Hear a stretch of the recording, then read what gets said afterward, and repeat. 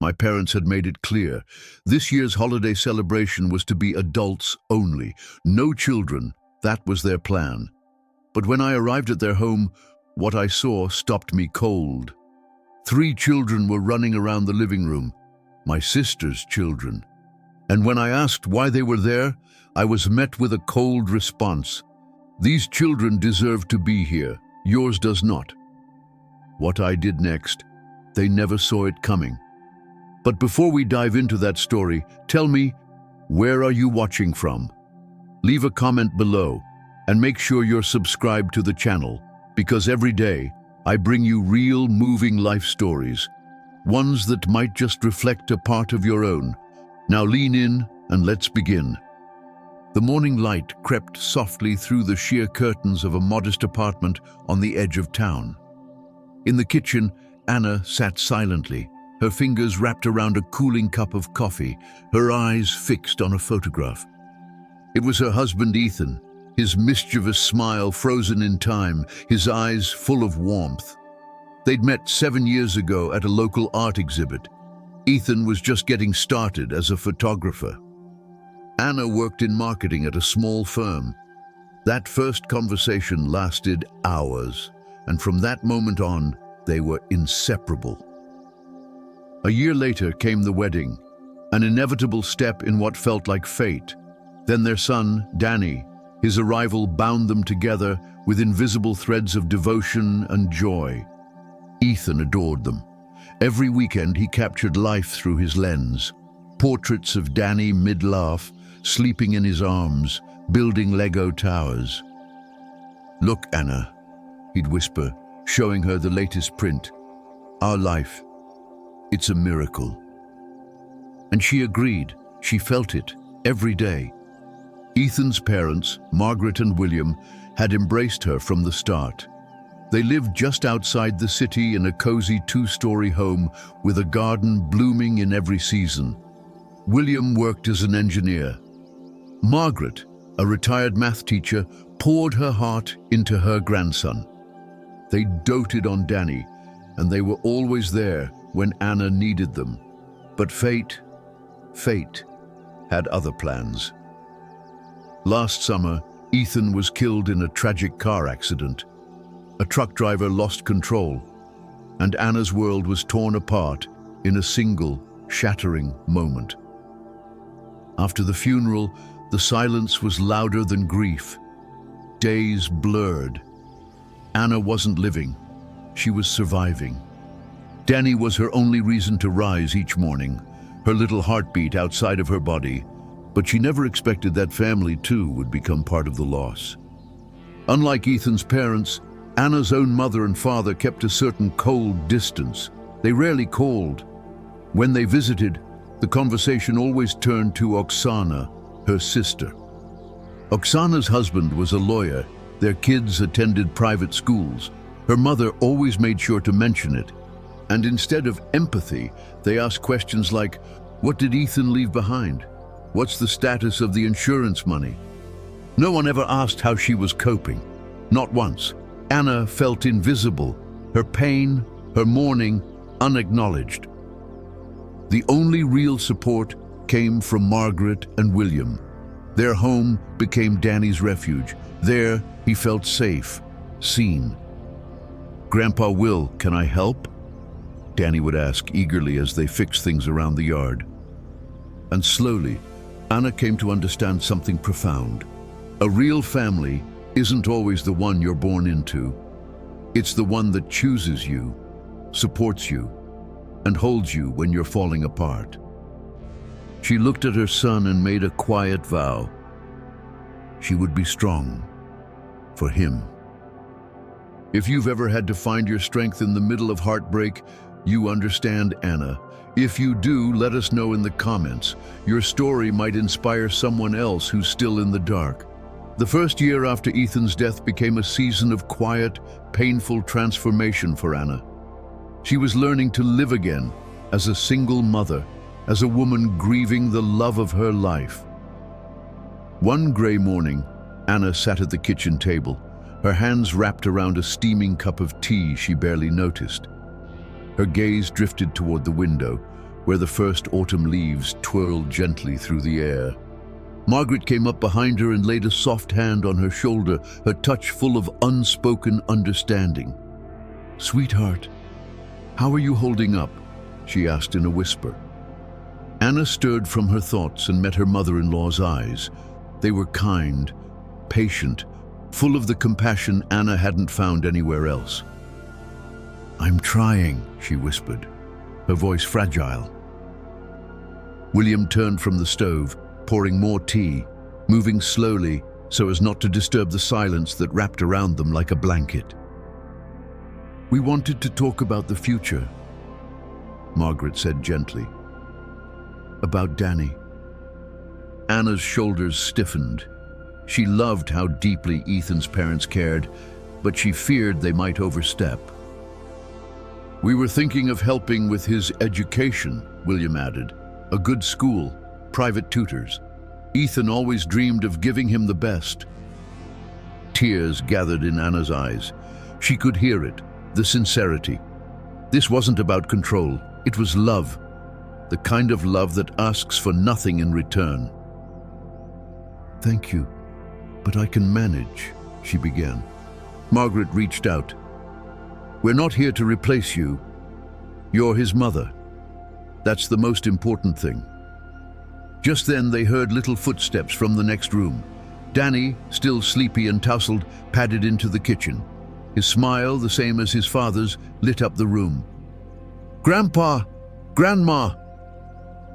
He ran into William's arms, who lifted him high, making him laugh. Margaret turned to Anna and winked. Sometimes love doesn't speak. It simply shows up. But winter came quickly, and with it, more coldness from Anna's own parents. One evening, as she sat looking through a photo album, the phone rang. Her mother's name appeared on the screen. "Anna, we need to talk about the payments," came the voice, brisk, without even a greeting. "The insurance money is significant. You should be smart about it." Anna felt her stomach tighten. "You know, Oksana's already put it to good use. She's enrolled her kids in top schools, has everything mapped out. What about you?" And there it was again. The constant comparison, the endless measuring. Oksana, the golden daughter, and Anna, the widow with a child and broken dreams. The next night, they were scheduled to have a family dinner. Anna already felt the weight of it. As expected, the moment she arrived, the conversation turned to finances. Her father brought out printed documents. "That insurance payout is no small thing," he said. "I'll manage it myself," she answered, calmly but firmly. "You're young, inexperienced," her mother chimed in.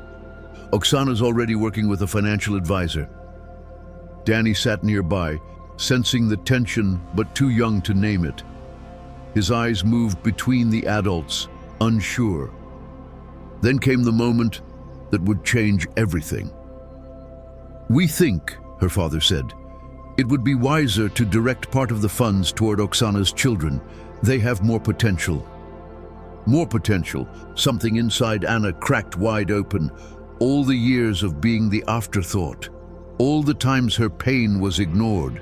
All the moments she was asked to sacrifice while her son, her own child, was pushed aside.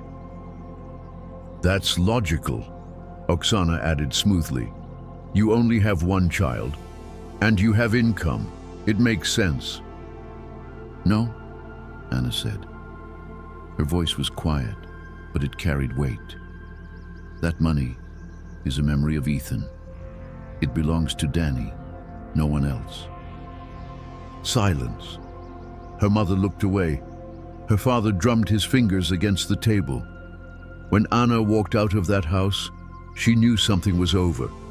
Sometimes the family you're born into becomes a place you have to leave in order to survive. 1 week before New Year's, her mother called. Anna was sitting next to Danny, helping him with math homework, when she saw the caller ID. "Hi, sweetheart," came the familiar artificial tone. "We've decided to do something different this year, a quiet, adults-only evening." Anna frowned. But isn't New Year's for children too? Don't we celebrate for their joy? Well, her mother said lightly, this year we want something more elegant. Champagne, good conversation. Everyone already agreed. Anna's heart sank. What should I do with Danny? She asked. Oh, just leave him with Ethan's parents. They'll be thrilled. And you, come be with your family. Anna hung up without a word. She turned and looked at her son, so focused, biting his lip as he solved an equation just like his father used to. And in that moment, something deep inside her snapped. What kind of family excludes a child at New Year's? Anna spent a week torn between anger and heartbreak. New Year's without her son felt like a betrayal. But skipping the family gathering entirely seemed too abrupt. So she found a middle ground. She would leave Danny with Margaret and William for a few hours, drop by her parents' house, hand out the carefully chosen gifts, offer her congratulations, and then return to celebrate the holiday where love actually lived. On New Year's Eve, Anna pulled into the driveway alone. The yard was crowded, more cars than usual. Music and laughter spilled from inside. She walked to the door, holding a bag of wrapped presents, and stepped inside. And there, time seemed to freeze. The living room was full of people, relatives, extended family, children. At the foot of the Christmas tree, she spotted her cousin Lena's kids helping themselves to sweets. The twin boys from her cousin Mark's side darted by.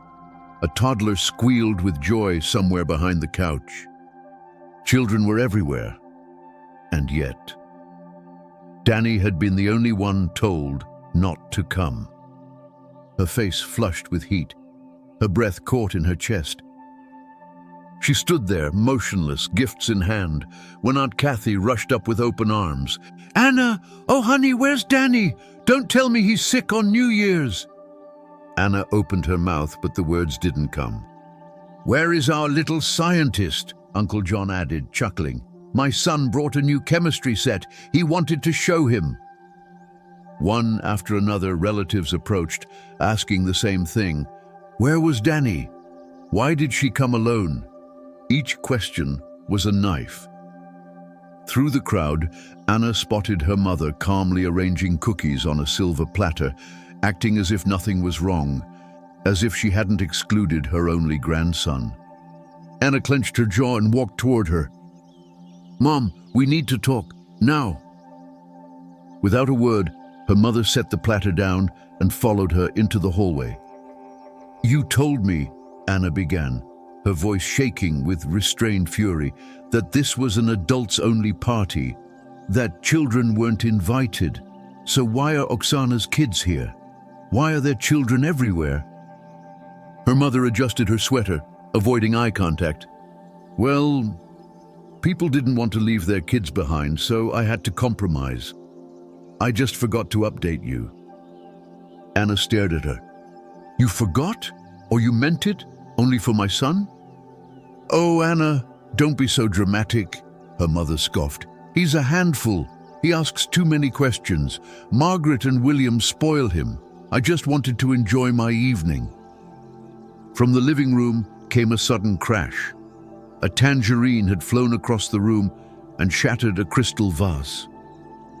Oksana's youngest smirked, unfazed. Anna turned slowly to her mother. "Right. Perfect manners." Her voice turned to ice. "And Danny asks questions because he loves you. He wants to connect. But I see now that was never enough for you." "Children are children," her mother muttered. "Don't make this bigger than it is." Anna stared at her. "You didn't just exclude my child. You tried to erase him." "I'm sure he's just fine with Margaret and William," her mother said, her tone dismissive. That was it. "I'm leaving," Anna said. "Fine, just leave the gifts under the tree," her mother replied, already turning away. Anna didn't move. Instead, she stepped back into the room, raised her voice just enough to rise above the music. Everyone turned to look. "You're all wondering why I came alone tonight," she began. "Where's Danny? Why isn't he here, celebrating with his family?" Oksana stepped forward, trying to interrupt. "Let me finish," Anna said firmly. The room went silent. "I came alone because a week ago I was told that children were not welcome tonight, that it would be adults only, that I should leave my son behind." Gasps. Aunt Kathy looked around, confused. "But all the kids are here. We were never told that." Uncle John frowned. Anna's mother stepped forward, red-faced. "Anna, that's enough. This isn't the place." "No," Anna said. "This is exactly the place." She turned to the room. It wasn't about children. It was about one child, mine, Danny. He wasn't welcome because he's not perfect, because he's too curious, because he doesn't fit their image of a celebration. She turned to face her parents. "You used me, took my money, asked for help. But when it came time for love, for inclusion, you threw my son aside." The silence was deafening.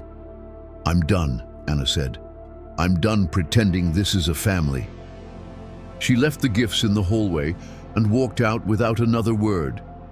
And with that, the weight of years, of rejection, comparison, silence, finally lifted. The drive to Margaret and William's house felt like a transition, as if she was crossing into a new chapter of life. Through the window, she saw Danny laughing, helping his grandma set the table. His face was lit with joy. He was home. That night, they celebrated with real love, real warmth. And in the weeks that followed, something shifted. A quiet, lasting peace settled in.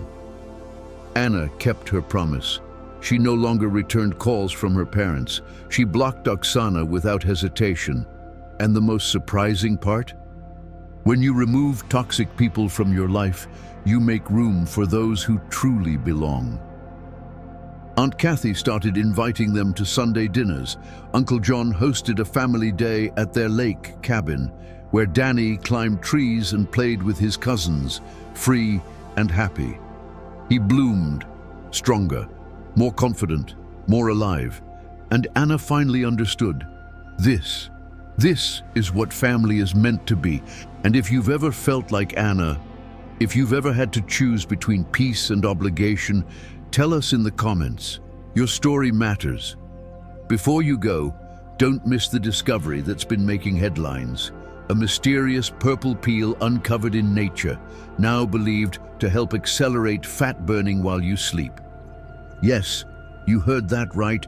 Without intense workouts or restrictive diets, just a gentle shift that could transform your energy, your body, your confidence. The full details are waiting for you in the video description. Thank you for being here, and until tomorrow, take care of your heart.